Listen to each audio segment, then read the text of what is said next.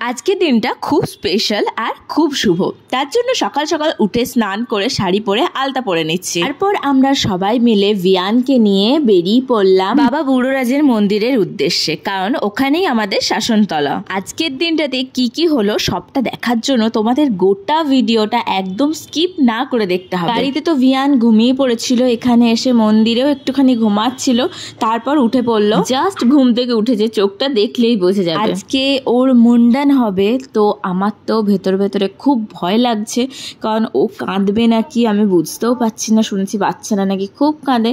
মামুনি এখন ভিয়ানকে নিয়ে যাচ্ছে ঠাকুরের কাছে একটুখানি প্রণাম করানোর জন্য। আর চলে আসলো সেই ভয়ানক সময়টা, মুন্ডানের সময়টা। ওকে নিয়ে আমি বসে পড়েছি। দেখো ওই বাচ্চাটা যে পাশে বসে আছে তারও আজকে মুন্ডান হবে। ভিয়ানের মতন আরও ছোট ছোট বাচ্চাদেরও এখানে মুন্ডান হলো, এর আগেও হলো এবং এর পরেও দেখছি অনেকে লাইন দিয়ে বসে আছে। কিন্তু এখানে ঠাকুরের এত মাহাত্ম্য, এত আশীর্বাদ যে বাচ্চারা কিভাবে মুন্ডান করে নিচ্ছে। যেখানে বাচ্চারা কত কাঁদে, কিন্তু এখানে চুপচাপভাবেই সবাই মুন্ডান করে দিচ্ছে, সব বাচ্চাগুলোই। আমি এর আগেও দেখলাম, আমি ভাবছি কি শান্ত বাচ্চা মুন্ডান করে দিচ্ছে, কাঁদছেও না কিছু না। এই দেখো এখানে ভিয়ানও দেখো চুপ করে আছে, মুখ দিয়ে জলটা পড়ছে। আমাকে সবাই বলছে মুখটা একটু মুছিয়ে দেওয়ার জন্য। তো ও চুপচাপই মুন্ডান করছে দেখো কোলে বসে বসে। হ্যাঁ, লাস্টের দিকে প্রচুর কেঁদেছিল, কিন্তু মানে তখন খুবই অল্প সময়ও কেঁদেছিল। প্রথমটা একদম চুপ করে বসে আছে, আর সামনে চোখে জলগুলো পড়ছে তো দিয়েও খালি চোখটা রগড়াচ্ছিল। এখনও ও চুপচাপ আছে। তারপর লাস্টের দিকে এই জাস্ট এইটুকু যে বাকি ছিল, এখান থেকে ওর শুরু হলো ইরিটেশন। আমি ওনাকে বলছিলাম যে একটু স্টপ করে আবার করানোর জন্য, কিন্তু উনি বললেন যে না, স্টপ করলে ও আর করতে দেবে না, এই সময়তেই করে নিতে হবে। কিন্তু মায়ের মন তো মানছিল না। আমার মনে হচ্ছিল একটু যদি বাচ্চাটাকে একটু সময় দিয়ে আবার করা হতো, কিন্তু যাই হোক উনি একটু ঝটপট করে নিলেন বটে। আচ্ছা, যারা যারা আমার ভিডিওটা দেখছো, তোমাদের বেবিদের তোমরা মুন্ডান কোথায় করিয়েছিলে, কত মাসে করিয়েছিলে, আমাকে একটু কমেন্টে জানিও তো। এই সময়টাতে আমি আর ভিয়ানকে ধরে রাখতে পারছিলাম না, কারণ ও প্রচুর মানে চিৎকার করছিল, এত কাঁদছিল। আমি পার্সোনালি প্রেফার করি না এত ছোট বাচ্চার মুন্ডান করানো। আমার মনে হয় একটু বড় হলে মুন্ডান করানোটাই বেস্ট। কিন্তু আমাদের শ্বশুর বাড়িতে মানত করানো আছে যে সব বাচ্চার মানে বংশের সব বাচ্চারই 6 মাসে এখানে চুল দিতে হবে। তো তার জন্য তার ব্যতিক্রম তো ভিয়ানও নয়। আমি দেখলাম যে না, কোনো কিছুর ব্যতিক্রমে না যাওয়াটাই উচিত, যেহেতু এটা বংশ পরম্পরা এটা হয়ে আসছে। তার জন্য আমি দেখলাম যে ব্যতিক্রমে যাব, যদি কোনো রকম অশুভ কিছু হয়। আর এখন তোমরা ব্যাকগ্রাউন্ডে যেই সব আওয়াজগুলো শুনতে পাচ্ছ, সেটা আর কারণ না, সেটা হচ্ছে ভিয়ানের। আমি এখানে ভয়েস দিচ্ছি, তা ও দেখছি কথা বলার চেষ্টা করছে। আর এই সময় ভিয়ান প্রচুর কেঁদেছিল, মানে সাইড দুটো করার সময় ও খুব কাঁদছিল। আমি ওকে কিছুতেই মানে খুঁটটা যেই লাগাচ্ছে তখনই কাঁদছে। আমি এখানে গিয়েই বলেছিলাম, যিনি আর কি মুন্ডানটা করছেন, আমি নতুন ব্লেড এনেছি সেইটা দিয়ে মুন্ডান করানোর জন্য। কিন্তু উনি বললেন যে নতুন ব্লেড বেবিদেরকে না দেওয়াই উচিত, এতে কাটস লাগার সম্ভাবনাটা বেশি হয়, যেহেতু খুব ধার ব্লেড আর বেবিরা তো মাথা নাড়াবেই। তো ওনার কাছে 2-3 বার ইউজড যেই ব্লেড ছিল ওইটা দিয়েই করানো হলো। আর সত্যি বলতে কাটসও তেমন লাগেনি, শুধু একটা ছোট্ট পাড়া একটু আঁচড় লেগে গেছিলো। তারপর লাস্টে উনি ফিটকিরি লাগিয়ে দিলেন। আমরা জানি ফিটকিরি লাগানোটা খুবই ভালো। তারপর সেই চুলটাকে বাবা বুড়োরাজকে অর্পণ করে ওখানেই একটা পাত্র ছিল, তার মধ্যে কলাপাতা মুড়িয়ে ফেলে দিতে হয়। আর তোমরা সবাই জানিও ভিয়ানের এই নতুন লুকটা তোমাদের কেমন লাগলো। এই জায়গাটাতে প্রচুর কাদা ছিল, আমার তো খুব ভয় লাগছিল ভিয়ানকে নিয়ে যাওয়ার সময় যদি পড়ে যাই। তার উপর আবার শাড়ি পরেছি। দিয়ে আমরা মন্দিরে চলে আসলাম।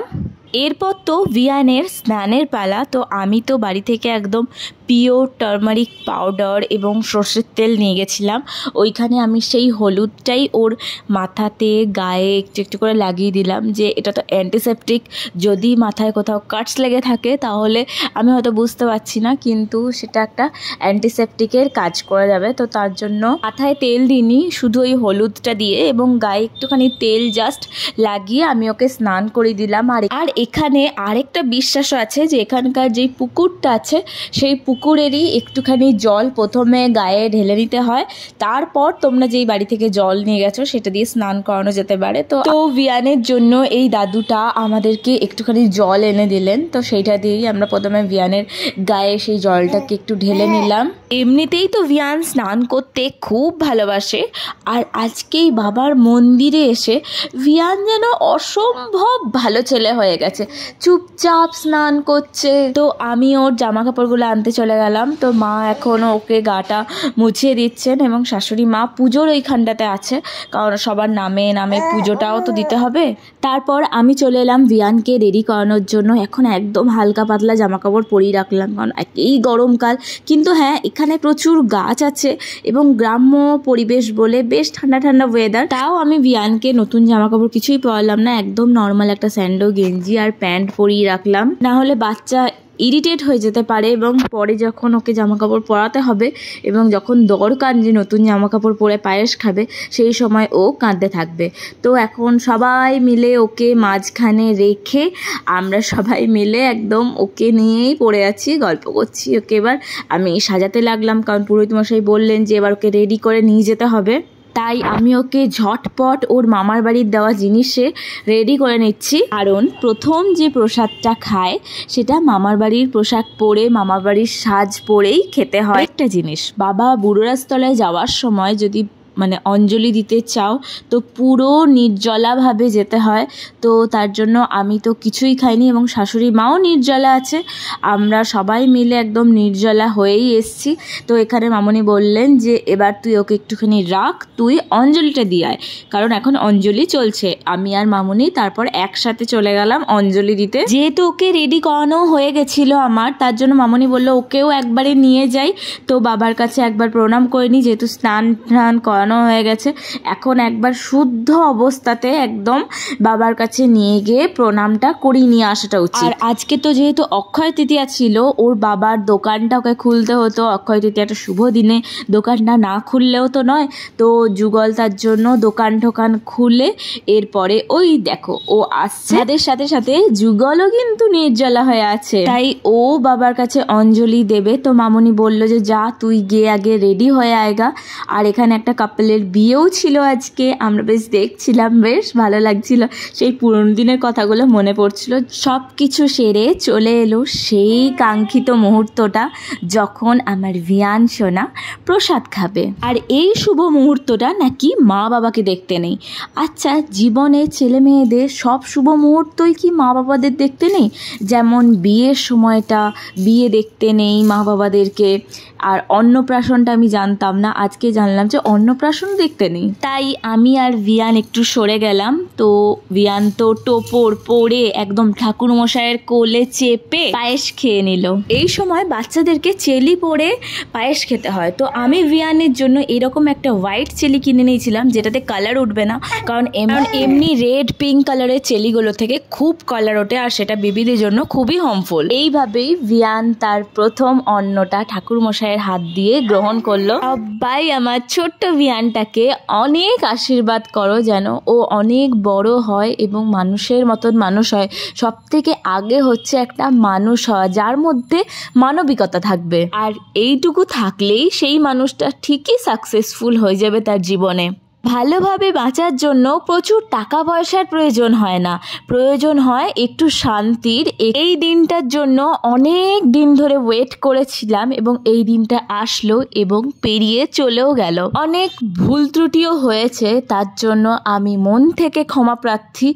কারোর মনে যদি আঘাত দিয়ে থাকি আজকের দিনটাতে, তার কাছেও আমি করো জোরে ক্ষমা চেয়ে নিচ্ছি। একজন মা কোনো দিনই তার সন্তানের খারাপটা চায় না, তারপরেও যদি এই শুভ দিনে কোনো খারাপ হয়ে যায়, কোনো মানুষের মনে আঘাত দিয়ে থাকি, তো তার জন্য সত্যি মন থেকে আমি খুবই দুঃখিত। এবার এটাও জানলাম যে ঠাকুর মশাই প্রসাদ খাওয়ানোর পরে প্রথম ভিয়ানকে, সেই বাচ্চাটিকে যাকে প্রসাদ খাওয়ানো হলো, তাকে আর কারোর কোলে দেওয়া হবে না, তাকে প্রথমে তার মায়ের কোলেই দেওয়ানো হবে, তারপরে অন্য কারোর কাছে দেওয়া হবে। আমি তো এখন অন্যদিকে একটু সাইডে ছিলাম, আমি আর আর ভিয়ান যেহেতু আমাকে এই সময়টা দেখতে নেই, লাস্টে আমাকে ডাকা হলো। ঠাকুরমশাই বললেন যে না, আমি বাচ্চাকে কারোর কোলেই দেবো না, একবারে শুধু মায়ের কোলেই দেবো। তো আমাকে ডাকা হলো, তো আমি এলাম। আমি আর ভিয়ান পাশাপাশি ছিলাম।